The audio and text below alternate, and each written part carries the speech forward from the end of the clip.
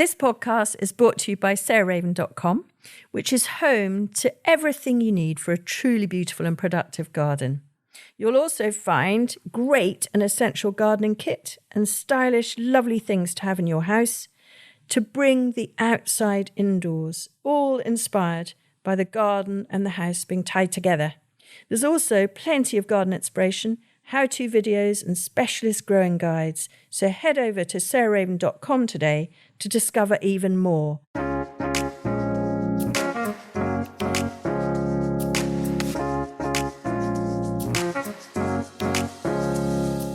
Welcome to Grow Cook Eat Arrange, the podcast of me, Sarah Raven, and today it's just me.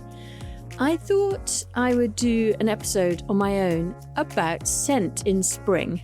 I tell you why, because yesterday and the day before that actually, we had a spring photo shoot, obviously photographing all the bulbs for our autumn range. And it was just incredible because gradually through the days, I filled our house, including our bedroom, with flowers that we then were collecting into collections. And Jonathan Buckley, who I've worked with now for nearly 30 years, and I worked away through the weekend.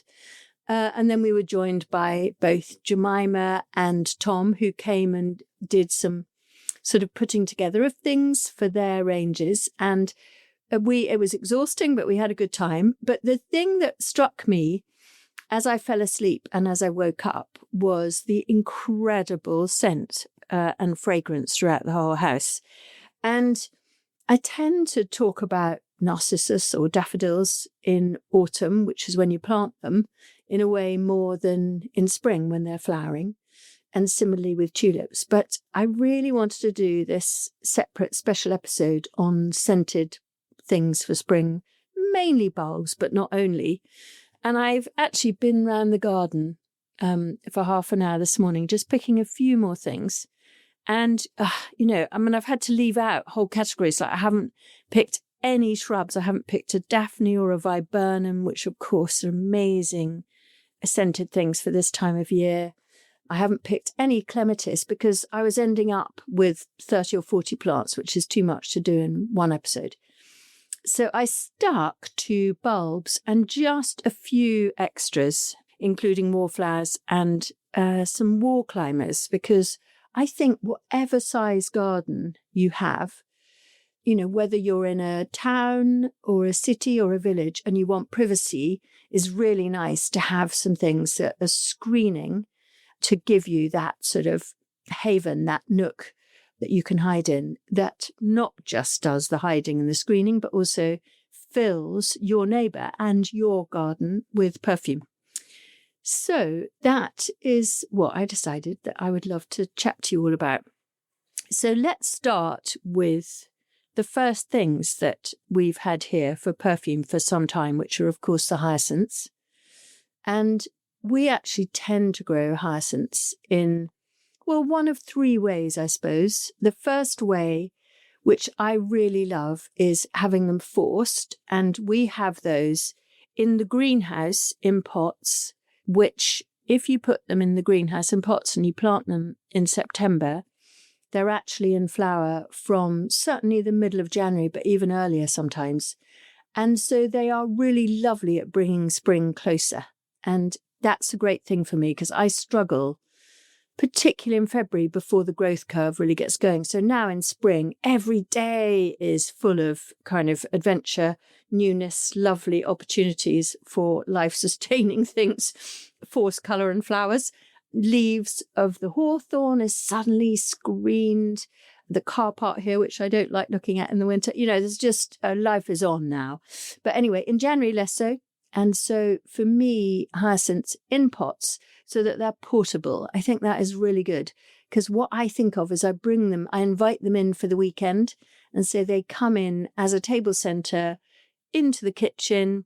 And then I try and put them out in at night when I go to bed on the doorstep, as long as it's not going to be super, super cold, because that shock of greenhouse covering straight outside will be a bit much if it goes to -4 or 5. And in terms of hyacinths, there are really three that I always grow and love. The most important for fragrance really are the blues. And there's a classic widely available variety called Peter Stuyvesant. And that's really reliable. Normally for a bit later, what I find is actually it's the white hyacinths that can be forced really quite easily for Christmas, but certainly for the first in the new year. And honestly, we've trialed many different ones. L'Innocence, i.e. the Innocence, is very nice, but there are lots of really, really good ones. So the whites, in my experience, from planting at the same time, tend to flower first. Next come the blues, and Peter Stuyvesant is great. And finally, we've actually got Woodstock now. So we've had it inside in a pot, which came in early March, but now it's flowering outside in April. So that's the last, and that's the one that's the colour of beetroot juice running out on a white plate, is how I always think of it. And I love it. But the most fragrant definitely are any of the blues. And Peter Stuyvesant's good, but so is the really wild, natural-looking one called Anastasia. Anyway, all these names will be in the podcast notes. So hyacinths are crackers for Jan-Feb. And then for February and March, it's got to be Narcissus, really. And wow, there's just these have been the blow-away things on the photo shoot in the last few days, because there's been such great breeding of Narcissus. And I'm about to go off to Holland, actually, again with Tom and Ruth, who's another of our horticultural buyers. And we're going to travel around visiting breeders. But we always used to just head straight to Keukenhof and to our suppliers of tulips. But now we're all obsessed with Narcissus. Why? Many reasons. One, they are unbelievably perennial, so they get better and better year on year. So you can be looking at them in 100 years' time, not perhaps you, however healthy you are, but your children and grandchildren. Two, they really thrive in more difficult in varied positions than tulips, I think. So they'll thrive in quite heavy soils, quite dry soils, dappled shade, full sun. You know, they really, really don't seem to mind. And they just also give you the most unparalleled perfumes. Now, I know lots of people don't like Narcissus Paper White scent, and actually, if this isn't too rude, Josie would say it smells of poo, which I think is completely untrue, but apparently it's genetic.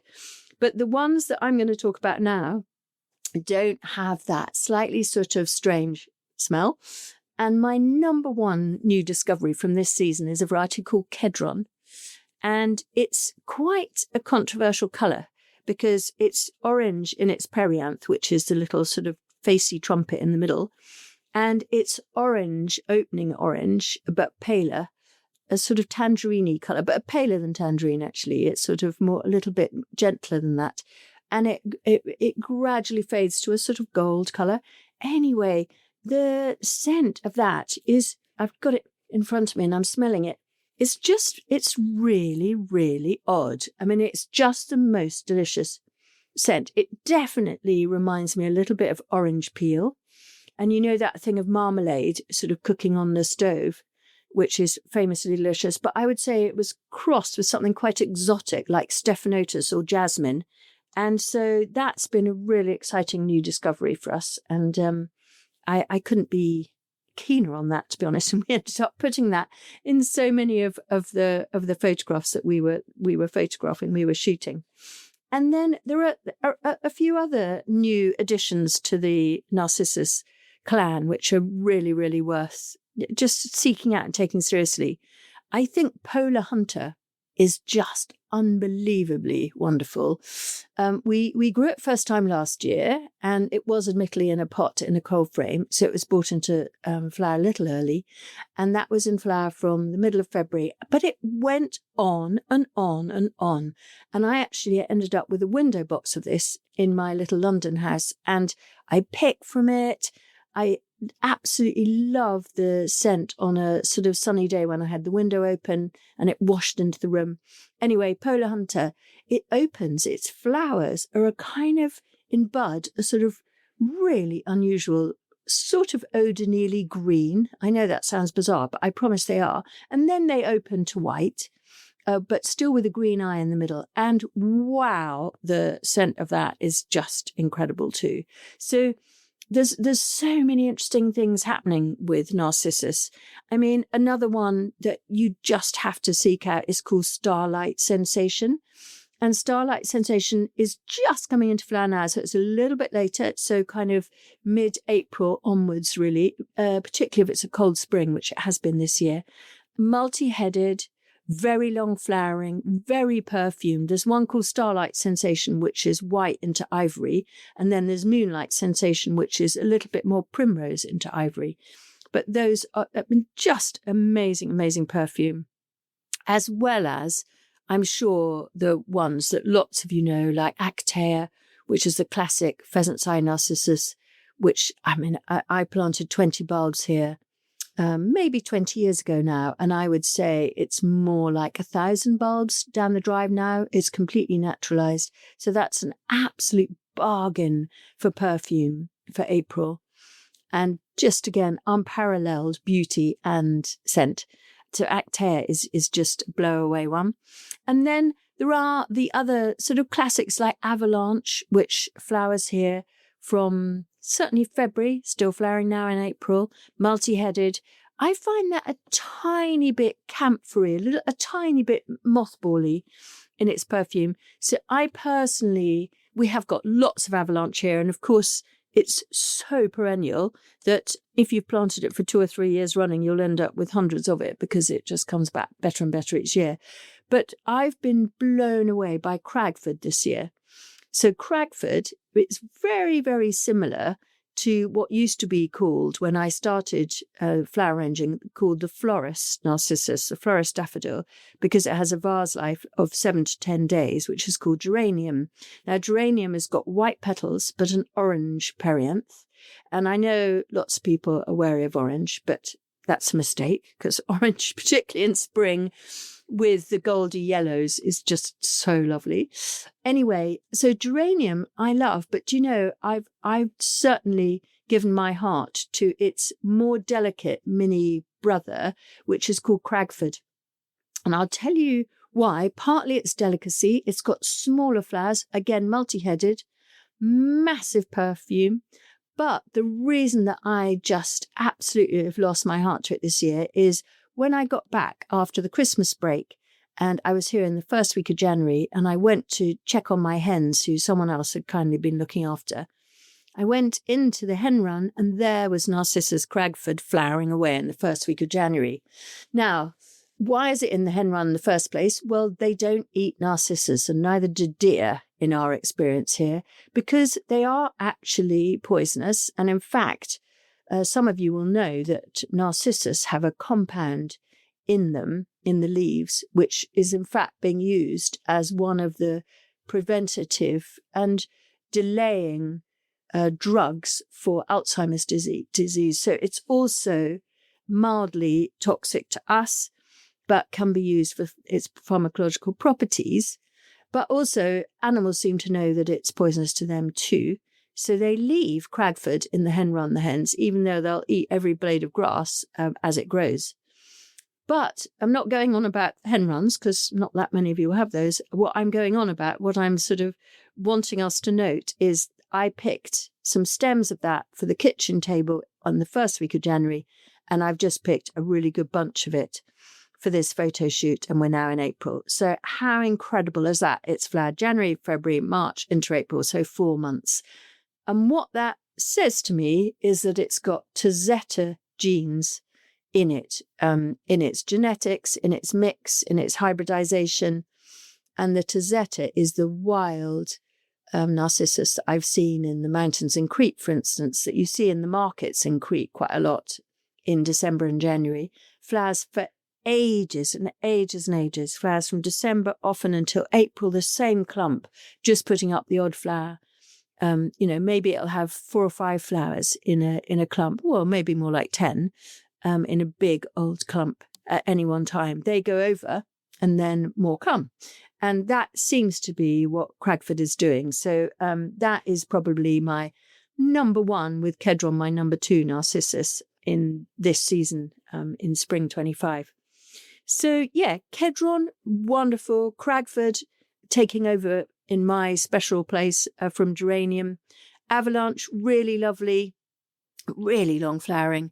Bridal Crown, which I mentioned, which is the double avalanche, or very similar to the double avalanche that was bred in the Ciliars for floristry. Much later than early cheer, which is pretty similar. So that's a very fully double sort of pom-pom Narcissus. Polar Hunter I mentioned, wonderful. Starlight Sensation, absolutely top of the pops. Actaea. And then the final one in the Narcissus brigade, before I move on to the tulips, is Coco Pelli.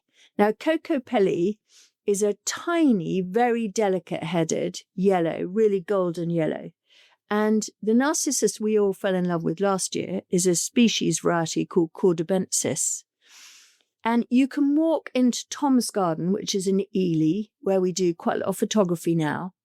And it's a small garden. I think it's 6 by 4 meters, or maybe it's 7, but I can't exactly remember his back garden. And I was there on a photo shoot last week, and I walked in and the whole place was full of this, again, very exotic Stephanotis crossed with jasmine, crossed with wisteria. I mean, honestly, all the best scents that you can imagine, all coming from this one pot of Cordobensis sitting next to another pot of Coco Pelli. And just kind of, wow, they are unbelievably perfumed. And why is something more scented than the next? I guess that it's just the fight for survival, which is they will get more pollination and will draw more of the pollinators in by their incredible fragrance. But anyway, those are 8 absolute wonders of the daffodil family. And I just couldn't not do a podcast about them when they have just blown me away over the last few days, completely blown me away. Tulips are, I mean, I'm sure you all know ballerina tulip. And if you don't, oh gosh, it's worth getting to know. Orange, lily flowered, super elegant, unbelievably perennial. It's been coming up in a border here under a hawthorn tree with geum, totally tangerine now for 10 or even 15 years. And every year we plant new things and we think, we must have dug it up. But every year it comes back. And again, I walked down to boil the kettle in the kitchen this morning, and there were only 2 flower heads left over from the shoot. I can never bear to not put things in water, so I just chucked these random stems into a bucket before I went to bed, rather exhausted. And there were 2 of ballerina. And as I filled the kettle from the tap, wow, the smell of those 2 heads of ballerina. So if you don't like orange, well, I kind of say get to like it, because ballerina tulip does win the scent factory competition, just hands down. It completely does. Another very similar but terracotta rather than boiled sweet orange, which has a gentler scent but also delicious, is Request. And I think of it as a sort of terracotta tulip, really. It's definitely a little bit chalkier in its colouring, less luminous than ballerina, but you could almost mistake them, particularly when they're in bud. But as soon as ballerina has opened, it's that freesia scent, isn't it? But it's really freesia-like, and it really throws its perfume into the room. I mean, definitely as much as a sweet pea. I mean, the power of that scent is incredible. And then there's one other that I just wanted to mention in the tulip group, which is Sylvestris, which is the wild tulip that we have, and it seeds itself down the drive here now.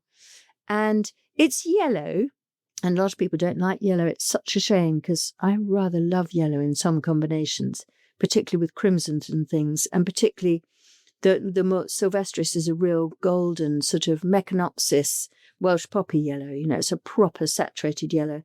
Anyway, that has a gentle scent. It can't compete with ballerina, but it's very lovely, and it's very kind of wild and natural looking.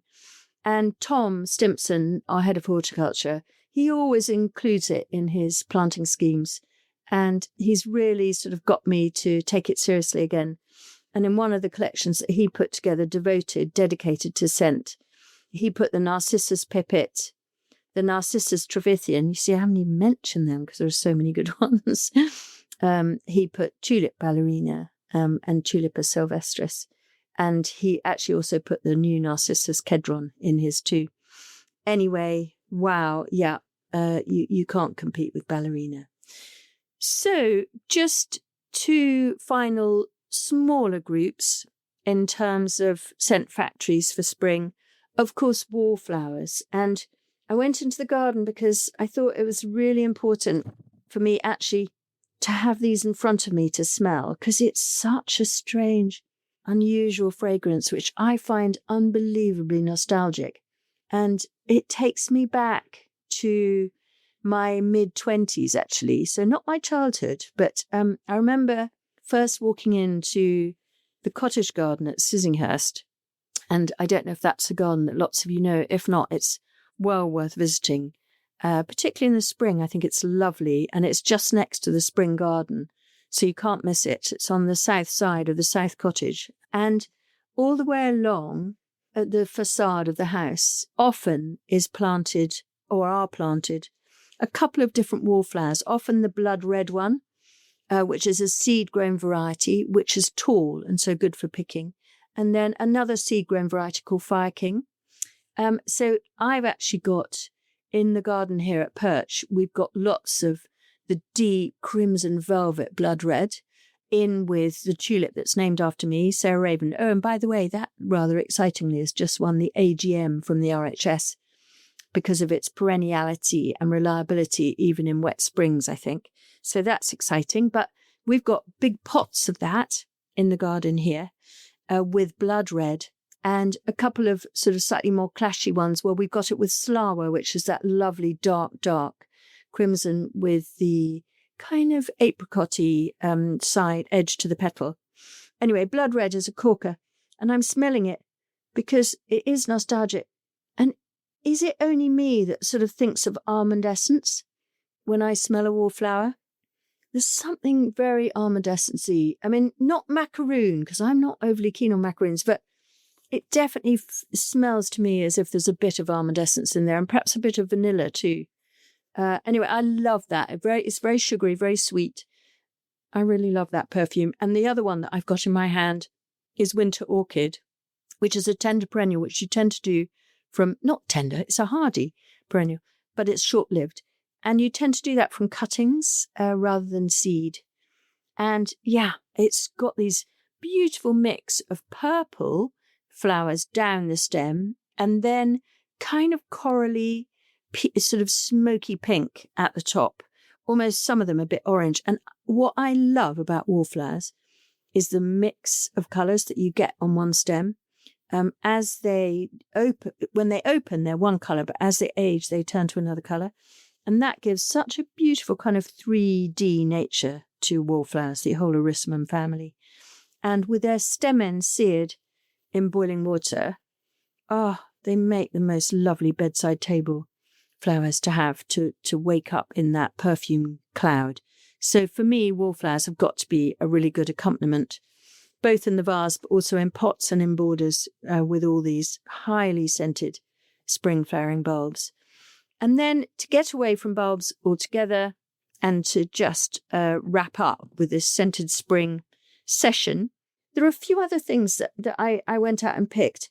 So the first, which is something that I find so kind of interesting and mysterious, which is Achebia quinata, and it's the most elegant climber, very vigorous, actually, very vigorous. I mean, I think I'm right in saying I've seen a specimen of this over the front of Glyndebourne, the main house at Glyndebourne, rather than the Opera House. And it's got these dingly-dangly, 3-petaled flowers, really exotic. I mean, honestly, you would feel you were in White Lotus rather than in a garden in the United Kingdom. And they've got these spiky anthers in the centre of the flower, which are kind of black. And then this strange sort of smoky purple, almost the colour of Belle Epoque tulip, because it goes to brown, but that lovely milky coffee brown. And do you know what? I went out to pick it because I remember it being really scented of sweeties. But it's a cold day today and it's not really that perfumed. So I wanted to mention it because I love it as a climber, particularly for screening. It's really good. So you can have your Tracheospermum for the summer and autumn. But the Akebia, I think, for spring into summer is really, really good. But it's not exuding much perfume right now. And then 3 that aren't yet in flower, but will be in flower next month.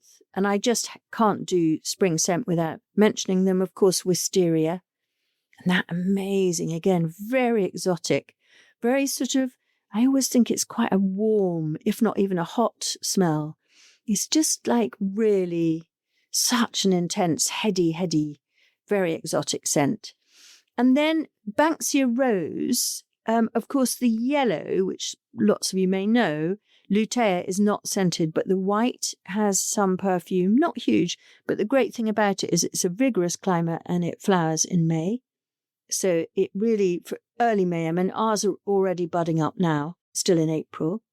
And then there's a really good early flowering rose, which doesn't flower for ages, but it has beautiful hips after these great, massive panicles of flowers with sort of like, 15 or even 20 small, really pretty single flowers, rose flowers in these great clouds, as I say. And that's Francis E. Lester. And I've been reintroduced to that by Tom Stimpson, who has it growing in his little Ely garden, because it is just so good for screening, so good for perfume. And then the hips come and they last until Christmas, when the birds finally are so hungry that they will eat them.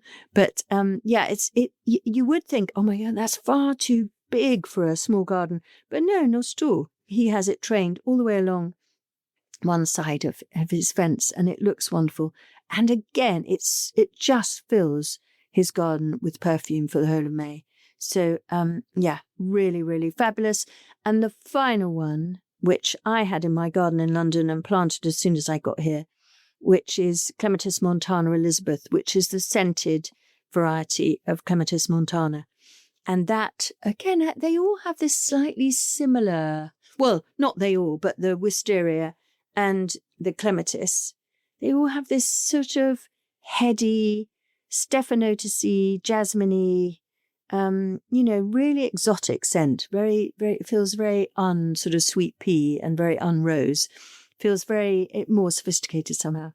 So yeah, that's what I wanted to talk about today, just to give you a smell and a taste of the things that I think will make your spring garden work on a whole different level, not just colour, not just exciting to the eye, but exciting to the nose. So thanks so much for listening, and I hope that sort of virtual garden tour has got you thinking about what you're going to plant this autumn. Thanks so much for listening to the podcast Grow, Cook, Eat, Arrange with me, Sarah Raven. Next week, I'm joined by another of our core members of staff at Sarah Raven, Tom Stimpson, who has the most beautiful garden, little pint pot of a garden in Ely. And we're going to have a sort of chat about what he's planting now in the middle of May to keep the garden looking absolutely jewel-like right the way through until the autumn. So see you then.